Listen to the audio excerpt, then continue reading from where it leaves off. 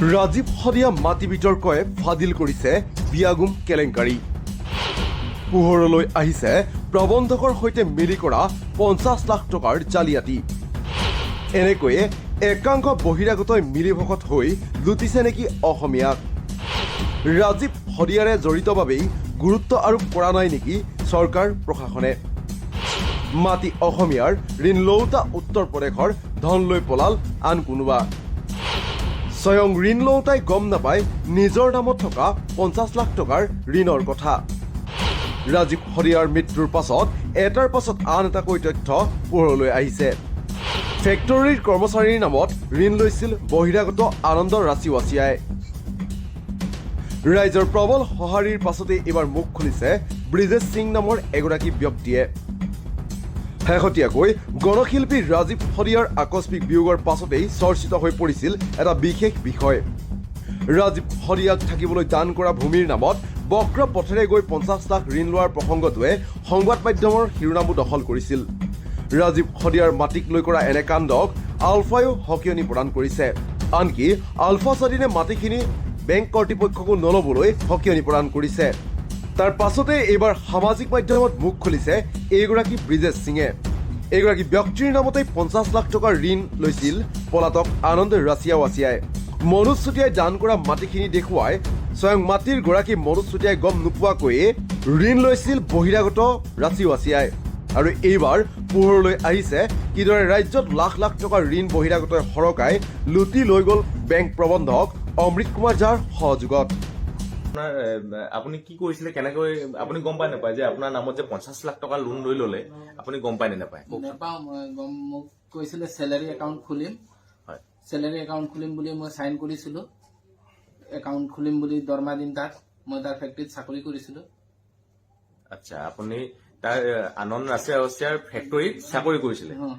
তাৰ আপোনাৰ তাত লেবাৰ আছিলে আৰু আপোনাক কি কেনেকৈ কি খুলিছিলে? আপোনাৰ দৰমহা দিম বুলি দৰমহা দিম বুলি চেলাৰী দিম বুলি আপোনাক এখন একাউণ্ট খুলিছিলে।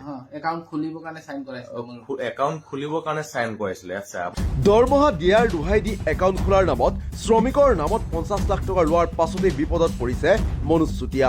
কাৰণ ইতিমধ্যে বেংকক দিবলৈ থকা প্ৰায় 25 লাখ ধন আদায় নিদিলে 15 দিনৰ ভিতৰত মাটিখিনি নিলাম কৰাৰ আইনী জাননীও প্ৰেৰণ কৰিছে এগৰাকী মাটিৰ মালিক মনোজ চুতীয়ালৈ। আৰু এই জাননী লাভৰ পাছতেই ব্ৰিজেশে গম পাইছিল যে তেওঁৰ নামত 50 লাখ টকাৰ ঋণ আছে বেংকত। যেতিয়া নটিচ আহিলে মনোজ দা মোক বিচাৰিব গ'ল, তেতিয়া মই গম পালো। আচ্ছা, আপুনি সেই 50 লাখ টকা যে আপোনাৰ নামত লোন ললে, আপুনি তাৰ পৰা কিবা পইচা পাইছিলে? নাই, মই গমেই নাপাওঁ। মাটি আছিল এগৰাকী থলুৱাৰ, ঋণ লওঁতাজন উত্তৰ প্ৰদেশৰ, পেছাত তেওঁ শ্ৰমিক। আনকি এই ঋণ লওঁতাজনে এটকাও লাভ কৰা নাই। যেতিয়া বিষয়টো গম পায় তেতিয়াই আৰক্ষীৰ সহায় বিচাৰি গৈ নিৰুপায় হৈ পৰিছিল এইগৰাকী ভুক্তভোগী ব্ৰিজেশ সিং। কাৰণ 3বাৰকৈ এজাহাৰ দাখিলৰ পাছতো আৰক্ষীয়ে গ্ৰহণ কৰা নাছিল ব্ৰিজেশৰ এজাহাৰ। এওঁলোক ব্ৰিজেশ সিং যিহেতু তেওঁৰ নামত লোনটো লৈছিলে আৰু তেওঁ পুলিচৰ সহায় বিচাৰিবলৈ গৈছিলে, 3বাৰ এজাহাৰ দিবলৈ গৈছিলে বুলি কৈছে, কিন্তু থানাই আপোনাৰ এজাহাৰ লোৱা নাই। এই কথাটো গুৰুত্বপূৰ্ণ কথা। অসমবাসী ৰাইজে এইটো কথাও উপস্থাপন কৰিব লাগে, দৃষ্টি নিক্ষেপ কৰিব লাগে। আৰু আমি বিচাৰো যে পুলিচ প্ৰশাসনে ইতিমধ্যে যিহেতু মনোজ চুতীয়া আৰু ব্ৰিজেশ সিং দুয়োগৰাকী ব্যক্তিয়ে থানাত এজাহাৰ দিছে বা এওঁৰ এজাহাৰখন গ্ৰহণ কৰা নাই, কিন্তু মানে ক'লে মোক কি এটা এজাহাৰত দুটা এজাহাৰ নহয়। আচ্ছা, মানে এটা মানুহৰ এটাই এজাহাৰ হয়, এটাই আছে।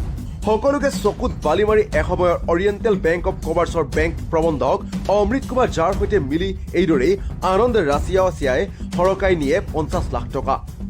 এয়া যে এক বৃহৎ দুৰ্নীতি সেই কথা ইতিমধ্যে ফাদিল হৈছে। অথচ আজি কুপতি ইমান এটা গভীৰ বিষয়ক লৈ চৰকাৰ বা সংশ্লিষ্ট পক্ষই কোনো ব্যৱস্থা লোৱা দেখা পোৱা নগ'ল। পূৰ্বে মনোজ চুতীয়া আৰু এইবাৰ যাৰ নামত ঋণ লৈছে তেওঁ ৰাজীৱ শদিয়াৰ ঘনিষ্ঠ সুৰেন্দ্ৰ শদিয়াৰ প্ৰশ্নৰ উত্তৰত মুখ খোলাৰ পাছতে এতিয়া বিষয়টো পুনৰবাৰ গুৰুত্বপূৰ্ণ হৈ পৰিছে। উল্লেখ্য যে তিনিচুকীয়াৰ ৰঙাগড়া মৌজাৰ গেলাপুখুৰী গাঁৱৰ 322 নং দাগৰ 17 নং পট্টাৰ 1.7 লেচা ৰাজীৱ শদিয়াক দান কৰিছিল মনোজ চুতীয়া নামৰ এইগৰাকী ব্যক্তিয়ে। সেই মাটিখিনিৰ নামতে আৰ্থিক কাৰণত বেংকৰ পৰা সেই সময়ত মনোজ চুতীয়াই বিচাৰিছিল 10 লাখ টকাৰ ঋণ। কিন্তু যেতিয়াই হঠাতে মনোজ চুতীয়ালৈ অৰিয়েণ্টেল বেংক অৱ কমাৰ্চৰ পৰা 2019 চনৰ 12 নৱেম্বৰত এখন পত্ৰ আহে হতভম্ব হৈ পৰে ব্যক্তিগৰাকী কাৰণ কাগজখনত উল্লেখ কৰা আছিল যে আনন্দ ৰাষ্ট্ৰীয় আচিয়াৰে জড়িত থকা BS ট্ৰেডিং নামৰ প্ৰতিষ্ঠানক 50 লাখ টকা ঋণ দিয়া হৈছে আৰু সেই ঋণৰ গ্ৰান্টাৰ হৈছে মনোজ চুতীয়া কিন্তু তাৎপৰ্যকৰ কথা এই যে মনোজ চুতীয়াই কোনো অন্য ব্যক্তিৰ গ্ৰান্টাৰ হৈ